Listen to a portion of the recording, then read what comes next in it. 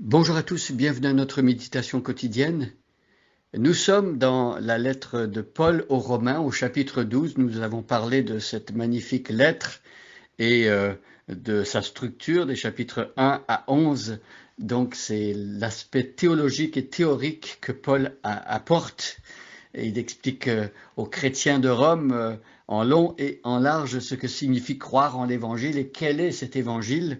Et ensuite, au chapitre 12, comme on l'a dit souvent, l'apôtre Paul est en train de nous expliquer maintenant quelles sont les retombées pratiques, comment cet évangile va affecter, impacter notre vie de tous les jours. Alors, nous sommes arrivés maintenant au verset 19 et nous allons voir demain le verset 20 et après-demain le verset 21 et nous aurons terminé tout le chapitre dans Romains 12. Donc je reprends la lecture à partir du verset 9 de Romains 12. Prenez le temps d'aller chercher votre Bible et de suivre avec moi. Je lis dans la version du Semeur, mais si vous avez une autre traduction, c'est pas grave. C'est très riche de pouvoir avoir parfois des nuances de langage qui approfondit notre compréhension du texte. Et donc je lis à partir du verset 9. Que votre amour soit sincère.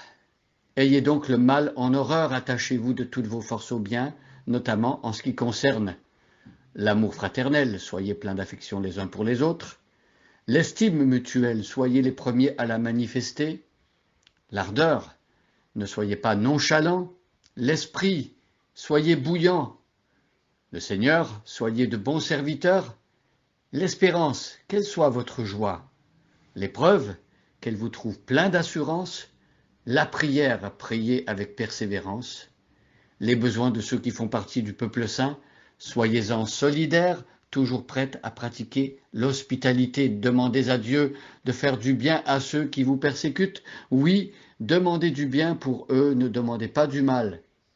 Partagez la joie de ceux qui sont dans la joie, les larmes de ceux qui pleurent. Ayez les uns pour les autres une égale considération. Ne visez pas à ce qui est trop haut, mais laissez-vous attirer par ce qui est humble. Ne vous prenez pas pour des sages.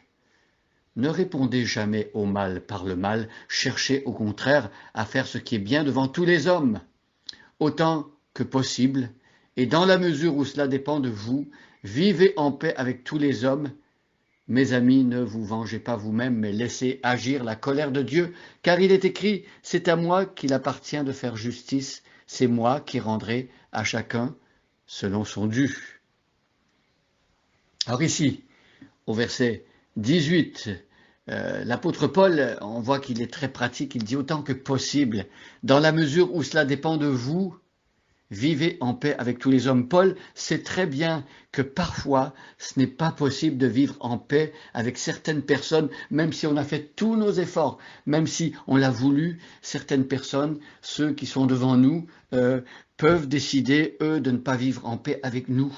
Et à ce moment-là, on n'a qu'à remettre cette situation entre les mains du Seigneur, à chercher à être bon, à faire le bien à ces personnes et à demander à Dieu qu'il change leur cœur. Donc, autant que possible. Et là, on a cette idée que ce n'est pas toujours possible. Et dans la mesure où cela dépend de vous, et là, on a cette idée que parfois, ça ne dépend pas de nous. Nous voulons nous réconcilier, nous voulons pardonner, nous voulons mettre les choses en règle, et la personne en face de nous ne le veut pas. Donc, vivez en paix avec tous les hommes. Ici, ce qu'il faut dire, c'est que le chrétien est appelé à être un ouvrier de paix, un pacificateur, quelqu'un qui aime la paix, à l'image de Jésus qui est le prince de la paix. Et verset 19, « Mes amis, ne vous vengez pas vous-même. » Alors lorsque on a des conflits, lorsqu'une personne nous a fait du mal, ce qui est le plus naturel au monde, c'est de vouloir se venger, c'est de vouloir remettre la monnaie de la pièce. Et donc ici, le Seigneur nous dit, ne vous vengez pas vous-même. Alors parfois on trouve injuste que quelqu'un nous ait fait du mal et que cette personne s'en tire et on se dit mais où est la justice? Est-ce qu'un jour la justice va se manifester? Eh bien soyez sans crainte. C'est le Seigneur qui s'occupe d'exercer la justice. Et ici c'est écrit, laissez agir la colère de Dieu. C'est Dieu qui va agir. C'est Dieu qui va exercer le moment voulu la colère de Dieu sur le mal et sur le péché, et c'est Dieu qui va extirper notre monde, de notre monde, le péché et le mal qui existent. Mais en attendant, laissez agir la colère de Dieu. Laissez entre les mains de Dieu cette situation injuste. Remettez à Dieu votre sort et demandez à Dieu de faire ce qui est pour le mieux. Alors, Dieu exerce la justice en punissant, mais aussi en pardonnant. Comment est-ce que Dieu peut-il être juste s'il pardonne le mal que quelqu'un a fait? Qui va payer pour les pots qui ont été cassés?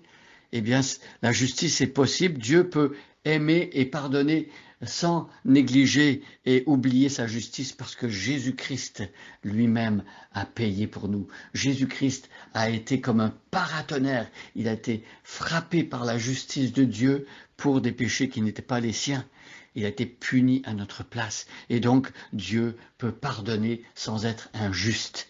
Dieu continue d'être juste à la fois et bon et plein d'amour et de pardon en même temps.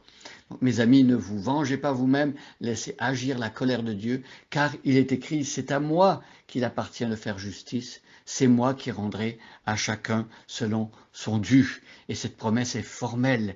Dieu est juste, Dieu a entre ses mains la justice, et c'est lui qui va rendre à chacun selon son dû. Dieu sait exactement ce qui se passe et Dieu est prêt à agir et exercer sa justice dans le monde.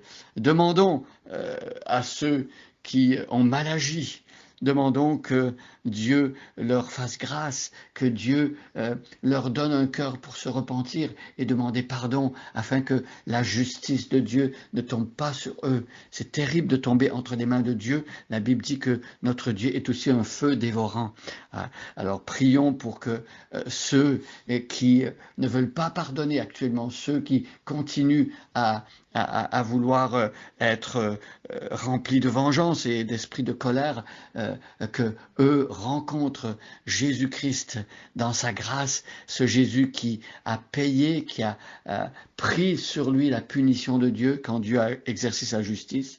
Et pour les autres qui ne veulent pas se repentir, eh bien laissons agir la colère de Dieu, prions pour eux et soyons certains que Dieu va créer un monde nouveau, une nouvelle terre et un nouveau ciel où la justice habitera. Bonne journée à chacun et à chacune et soyez bénis.